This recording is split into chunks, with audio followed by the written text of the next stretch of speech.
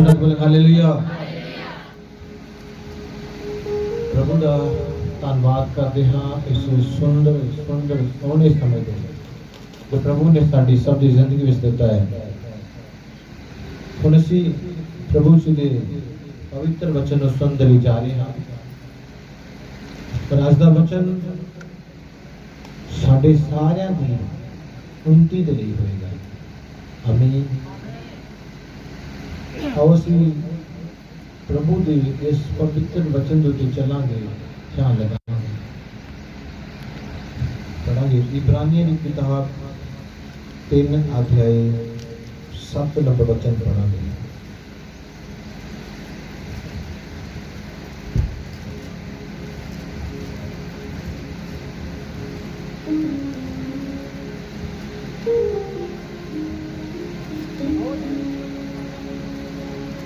सो जिवें पवित्र आत्मा आखदा है, अजे तुसी ओहदी आवाज़ सुनो तां अपने दिलां नूं कठोर ना करो। हालेलुया। हाथ उठा के बोल हालेलुया। आज मैं सुबह प्रार्थना कर रहा था प्रभु देते हैं तो प्रार्थना करने के दौरान मैं प्रभु को कह रहा था, प्रभु अज का वचन थोड़ी आत्मा तो होए, थोड़ी आत्मा तो होए। तो प्रभु ने मैंने वचन दिता लिखा है, इसलिए तुसी पवित्र आत्मा के कहने। हालेलुया। ये विच लिखा प्रभु के वचन दे विच लिखा कि तुसी पवित्र आत्मा की सुनो। ये लिखा है पवित्र आत्मा की सुनो। आज 70% तो ज्यादा लोग जो चर्च भी होंगे ने प्रार्थना भी करते पर पवित्र आत्मा की नहीं सुनते। पवित्र आत्मा उन्होंने की बोल रहा है, पवित्र आत्मा उन्होंने की दसदा पिया है, बिल्कुल नहीं सुनते। बिल्कुल भी उन्होंने ध्यान उस गल ते नहीं है कि पवित्र आत्मा मैनू की बोल रहा है, पवित्र आत्मा मेरे लिए की वर्ड बोल रहा है और मैं किस तरह चलना। उसी सब के सब कहने कि प्रभु साड़ी जिंदगी च अपना मिराकल करे, चमत्कार करे। सब कहने हैं, सब कहने हैं हालेलुया। अब सब बोलते हाँ कि पवित्र आत्मा साड़ी जिंदगी दे विच की करे, चमत्कार करे। तो इस जगह पे लिखा है कि लिखा है, लिखा है तुसी पवित्र आत्मा दी सुनो। फर्स्ट पॉइंट की है, तुसी की करो, पवित्र आत्मा दी सुनो। जो तुसी पवित्र आत्मा दी सुनोगे 100% तो जिंदगी से कामयाबी होगी। याद रखना अपने साथ। जो तुसी पवित्र आत्मा दी सुनोगे 100% है कि तुहाडी कामयाबी होएगी। और जो तुसी पवित्र आत्मा दी नहीं सुनोगे तो जिंदगी दे विच मुश्किलां, परेशानियां, बीमारियां, तकलीफां ऑलरेडी चलते रहेंगे, उन्होंने कोई हल नहीं होगा, स्टॉप नहीं होगा। क्यों नहीं होगा? क्योंकि तुसी पवित्र आत्मा दी नहीं सुनोगे, पवित्र आत्मा तो जीवन च काम नहीं कर पाएगी। ਅਸੀਂ बार बार कहने प्रभु साडे जीवन च काम करे, प्रभु दा आत्मा काम करता है। इस वक्त प्रभु दा आत्मा काम कर रहा है इस दुनिया के, इस धरती उत्ते पवित्र आत्मा काम कर रहा है। और जदों तक उस आत्मा की गल नूं तुसीं ना सुनोगे उदों तक वो आत्मा तुहाडे जीवन दे विच किसी भी टाइप का काम नहीं कर सकता। सब हालेलुया। एक छोटी उदाहरण देना, असो 2 दिन पहला इस रोड ते जा रहा था और मेरे नाल पास्टर मणि से मैनू कह रहा था मोटरसाइकिल मेरा आत्मा कह रहा है इधर ਨੂੰ ਮੋੜ ਲੈ, इधर ਨੂੰ ਨਾ ਜਾਣ ਦੇ। ਕਹਿੰਦਾ ਉਹ नहीं गुरु जी ਇਹਨੂੰ ਜਾਣ ਦੇਣਾ। चलो ठीक, उधर ਨੂੰ चले गए और कम से कम 10 मुश्किलों का सामना करना पिया, फिर ਅਸੀਂ अपने ठिकाने ਤੇ पहुंचे। मैं उसਨੂੰ पहले ही बोलिया कि मेरा आत्मा कह रहा है इधर ਨੂੰ ना जा, मेरे अंदर आत्मा जो प्रभु ਦਾ ਉਹ ਮੈਨੂੰ ਪਹਿਲਾਂ ਕਹਿ ਰਿਹਾ, ਜਦੋਂ ਤੁਸੀਂ ਉਸ ਦੀ ਆਤਮਾ ਦੀ ਸੁਨੇ ਬਿਨਾ ਚੱਲਦੇ ਹੋ, ਯਾਦ ਰੱਖਣਾ ਤੁਸੀਂ ਮੁਸ਼ਕਲ ਦੇ ਵਿੱਚ ਜਾਓਗੇ। ਤੁਸੀਂ ਆਪਣੀ ਜ਼ਿੰਦਗੀ 'ਚ ਮੁਸ਼ਕਲ ਨੂੰ 100% ਵੇਖੋਗੇ। और जे तुसी आत्मा की अगुवाई द्वारा चलते हो तो 100% तरक्की है, क्योंकि वो आत्मा ਵਧਾਉਣ वाला है, ना कि घटाਉਣ वाला है। वो आत्मा ਤੁਹਾਨੂੰ ਉੱਚਾ ਕਰਨ ਦੇ ਲਈ ਹੈ, वो आत्मा ਤੁਹਾਨੂੰ ਵਧਾਉਣ ਦੇ ਲਈ ਹੈ, वो आत्मा ਤੁਹਾਨੂੰ ਛੁਡਾਉਣ ਦੇ ਲਈ ਹੈ, वो आत्मा ਤੁਹਾਡੀ ਜ਼ਿੰਦਗੀ 'ਚ ਮਿਰਾਕਲ ਕਰਨ ਦੇ ਲਈ ਹੈ, वो आत्मा ਤੁਹਾਨੂੰ ਬਲੈਸ ਕਰਨ ਦੇ ਲਈ ਹੈ। ਜੇ ਤੁਸੀਂ ਉਹਦੀ ਸੁਣੋ ਹੀ ਨਾ, ਫਿਰ ਤੁਸੀਂ ਆਪਣੀ ਜ਼ਿੰਦਗੀ ਵਿੱਚ किस तरह चमत्कार देखा। पर मैं ज्यादातर भैन भरा देखता हाँ आत्मा की सुने बिना ही चलते हैं, इसलिए उन्होंने घराने, इसलिए उन्होंने परिवार, इसलिए उन्होंने जिंदगी मुश्किल दे विच जा रही है। कारण की है? आत्मा की नहीं सुनना। और आत्मा की प्रेरणा दे नाल, बाइबल लिखा आत्मा की प्रेरणा दे नाल, ये बाइबल लिखी गई। ਤੁਸੀਂ ਕਹੋਗੇ ਮੇਰੇ ਨਾਲ ਪਵਿੱਤਰ ਆਤਮਾ ਨਹੀਂ ਗੱਲ ਕਰਦਾ, ਵਚਨ ਤਾਂ ਪੜ੍ਹਦੇ ਹੀ ਹੋ, ਬਾਈਬਲ ਤਾਂ ਤੁਹਾਡੇ ਕੋਲ ਹੈ, ਵਚਨ ਤਾਂ ਤੁਹਾਡੇ ਕੋਲ ਹੈ, ਤੁਸੀਂ ਇਸ ਨੂੰ ਪੜ੍ਹ ਕੇ ਇਸ ਨੂੰ ਸੁਣ ਸਕਦੇ ਹੋ। ਇਹੋ ਹੀ ਆਤਮਾ ਹੈ। ਹਾਲੇਲੂਇਆ, ਇਹੋ ਹੀ ਹੈ, ਆਤਮਾ ਹੈ। ਕਈਆਂ ਦੇ ਨਾਲ ਪਵਿੱਤਰ ਆਤਮਾ ਇਨਡਾਇਰੈਕਟ ਗੱਲ ਕਰਦਾ ਹੈ, ਔਰ ਕਈਆਂ ਦੇ ਨਾਲ ਵਚਨ ਦੇ ਦੁਆਰਾ ਗੱਲ ਕਰਦਾ ਹੈ। ਹਾਲੇਲੂਇਆ, ਕਈਆਂ ਨਾਲ ਕੀ ਕਰਦਾ ਹੈ? ਵਚਨ ਦੇ ਦੁਆਰਾ ਗੱਲ ਕਰਦਾ ਹੈ। ਕਈਆਂ ਨਾਲ ਡਾਇਰੈਕਟ ਗੱਲ ਕਰਦਾ ਹੈ, ਕਈਆਂ ਨਾਲ ਵਚਨ ਦੇ ਦੁਆਰਾ ਗੱਲ ਕਰਦਾ ਹੈ। ਮੈਂ ਜਦੋਂ ਸਟਾਰਟ ਕੀਤਾ ਪ੍ਰਭੂ ਦੇ ਵਿੱਚ ਆਇਆ, ਇਨਡਾਇਰੈਕਟ ਪਵਿੱਤਰ ਆਤਮਾ ਮੇਰੇ ਨਾਲ ਗੱਲ ਨਹੀਂ ਕਰਨ ਲੱਗਾ। ਪਹਿਲਾਂ ਮੈਂ ਵਚਨ ਪੜ੍ਹਦਾ ਸੀਗਾ, ਔਰ ਵਚਨ ਪਹਿਲਾਂ ਕਿਦਾਂ ਪੜ੍ਹਦਾ ਸੀਗਾ?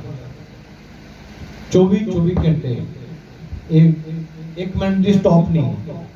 ਇਹਦਾ ਕੀ ਕਰਨਾ? ਸਵੇਰ ਤੋਂ ਲੈ ਕੇ ਰਾਤ ਤੱਕ ਇੱਥੋਂ ਪੜਿਆ, ਉੱਥੇ ਇਦਾਂ ਉਂਗਲੀ ਦੇ ਦੇਣੀ। ਰੋਟੀ ਖਾਣੀ ਐਂ ਰੱਖ ਦੇਣੀ, ਉਂਗਲੀ ਦੇ ਦੇਣੀ, ਇਦਾਂ ਕਰ ਲੈਣਾ।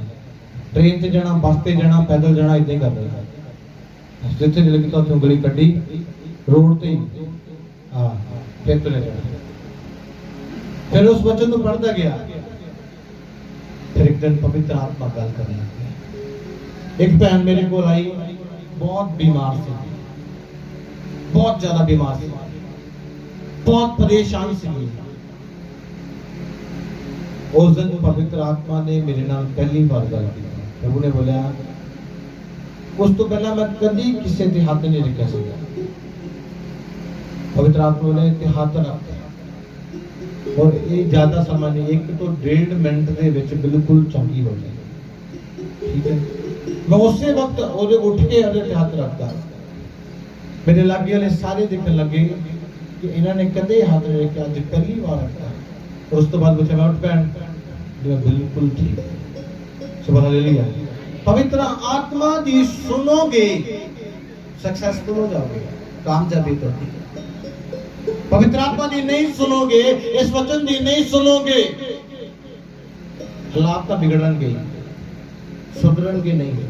क्यों नहीं सुधरनगे? क्योंकि तुसी पवित्र आत्मा दी नहीं सुन रहे। सुनोगे तुसी अपनी जिंदगी विच मुश्किलां नूं देखोगे। बोल हालेलुया, बोल हालेलुया। आज अपनी जिंदगी च इस वर्ड को रखना कि मैं पवित्र आत्मा की सुननी है। की कहनी है? पवित्र आत्मा की सुननी है। जब मैं पवित्र आत्मा की सुनागा, जब मैं सुनागी, वो आत्मा को कामयाबी दे वाल, तरक्की दे वाल लेके जाएगा। जो तुम पवित्र आत्मा की नहीं सुनोगे, तुम अपनी जिंदगी च मुश्किलों को देखोगे। एक शारीरिक मुश्किल होती है, याद रखना, एक शारीरिक मुश्किल होती है, फिर आ एक आत्मा के वलों भी आएगी। हालेलुया। प्रभु के वचन ते लिखिया इजराइली लोग सीगे जेड़े, उसने उन्होंने मूसा नूं की किया, तंग परेशान करना शुरू कर दिता और उसके उत्ते बहुत सारे दोष लगाने शुरू करते और उन्होंने बहुत सारी गल्लां करनियां शुरू कर दी। और लिखा मूसा नूं उन्होंने बहुत ज्यादा इजराइली लोगों ने तंग कर दिता सीगा और वो परमेश्वर की भी नहीं सुनते सीगे और मूसा की भी नहीं सुनते सीगे। मूसा की कह रहा, उस गल नाल भी उन्होंने कोई मतलब नहीं सीगा। परमेश्वर की कह रहा है, उस गल नाल भी उन्होंने कोई मतलब नहीं सीगा। अज बहुत सारे विश्वासी भैन भरा इदां दे हन जो ना परमेश्वर दी ना परमेश्वर दे दास दी सुनना चाहते हैं और इसी कारण पवित्र आत्मा उन्हां दे नाल गल नहीं करता। हालेलुया। वो इसे कारण वो लोग शरीर दे विच दुखता पाउंदे पाउंदे ने पर एक दिन होर दुख प्राप्त करेंगे। इसका 11 वचन पढ़ना इब्रानियों का 11 वचन।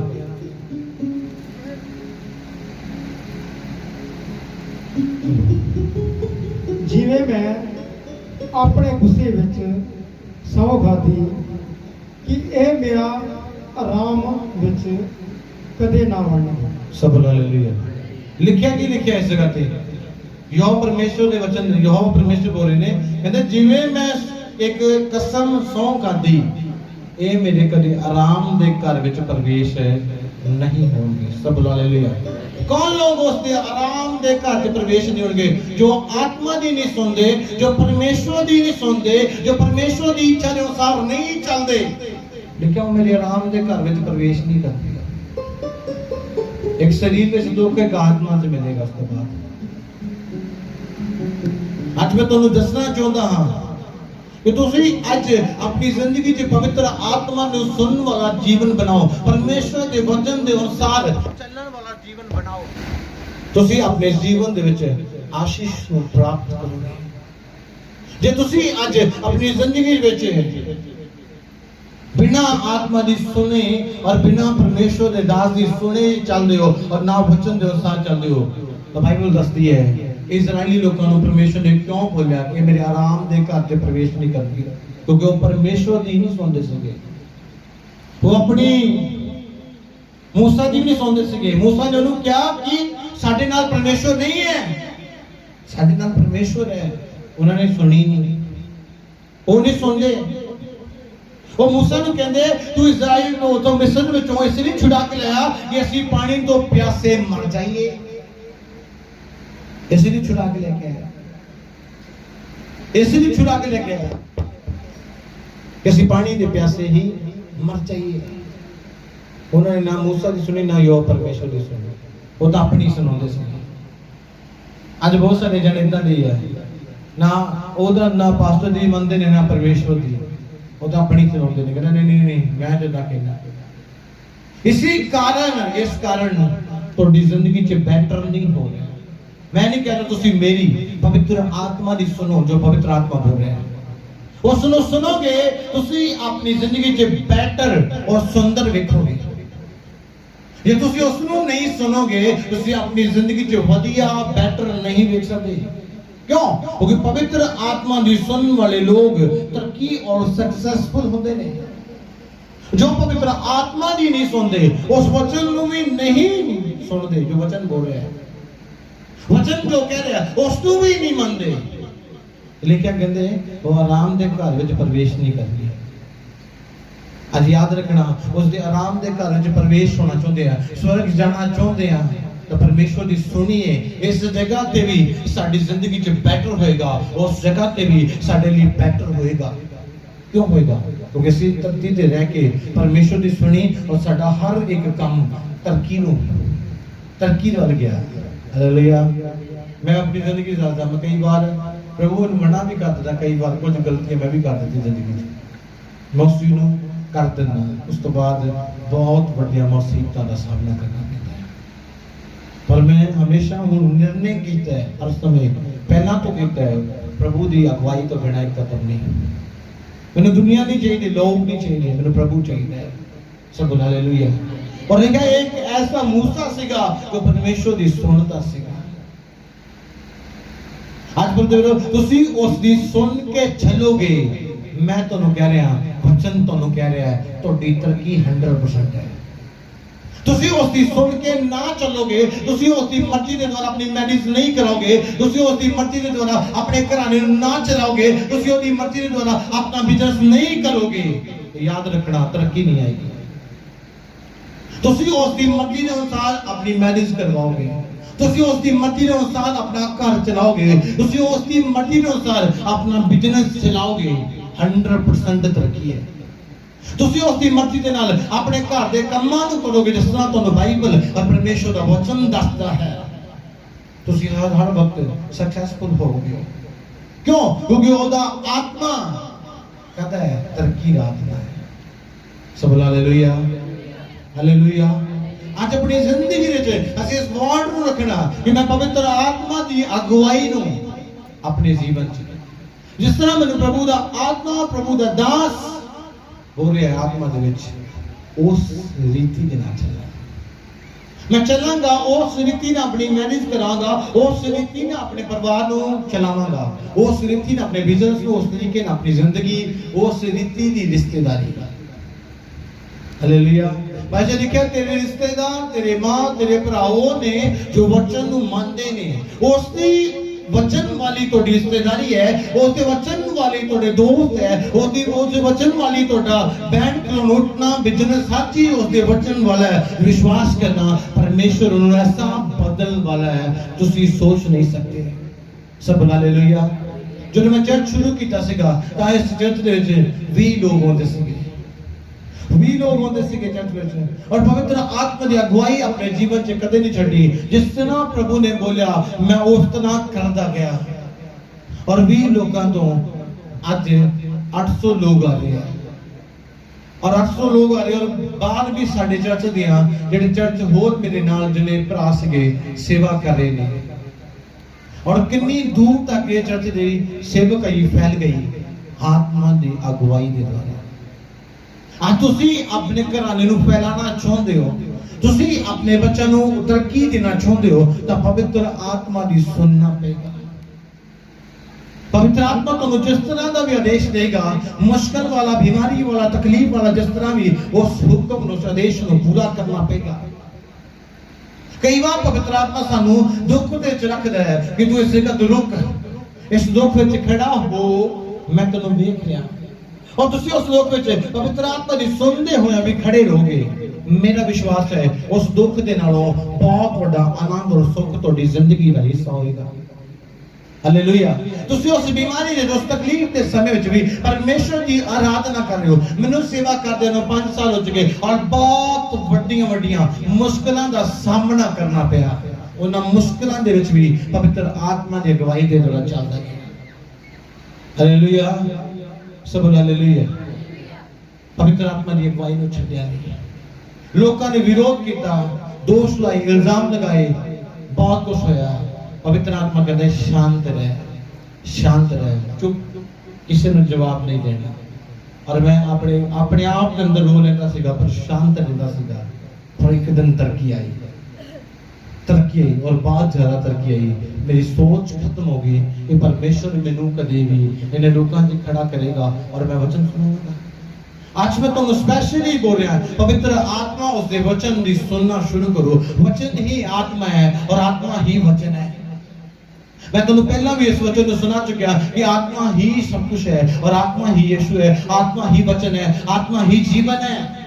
जे तुसी आत्मा तो बिना चलते पे हो तो तुसी पास्टर ते दोष लगाओ, भाਵੇਂ चर्च ते हालात आत्मा और वचन ही बदल सकते हैं। सब हालेलुया। इसलिए लिखा है आत्मा दी सुनो, और आत्मा तुम्हारे जीवन से काम करेगा। आत्मा दी नहीं सुनोगे, आत्मा तुम्हारे जीवन में काम नहीं करेगा। सब हालेलुया। हाथ उठा के बोला हालेलुया। इसलिए लिखा कि क्या आत्मा दी सुनो, सुनोगे उस दे आराम दे घर विच प्रवेश करोगे। नहीं सुनोगे तुसी अपने जीवन दी जिंदगी विच मुश्किलों से चल रही है, स्ट्रगल भी चल रहा है, और ये चलता ही रहेगा, मुकेगा नहीं। क्यों क्यों नहीं मुकेगा? क्योंकि तुसी आत्मा द्वारा नहीं चलते। सब हालेलुया। मजदूर तो जो कुछ भी कीता है विदाउट आत्मा की अगवाई तो नहीं, आत्मा की अगवाई के द्वारा इससे भी कम हो, बिना आत्मा तो नहीं, आत्मा के द्वारा। सब हालेलुया हालेलुया। एक वचन पढ़ांगे, प्रकाशित वाक्य 3 अध्याय 6 वचन पढ़ांगे।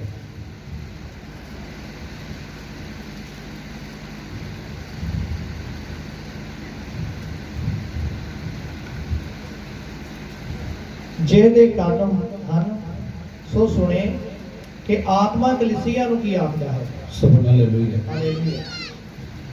हाथ उठा के बोलेगा हालेलुया। लिखे जिस दे कान ਹਨ ਉਹ सुने आत्मा कलीसिया ਨੂੰ ਕੀ ਆਖਦਾ।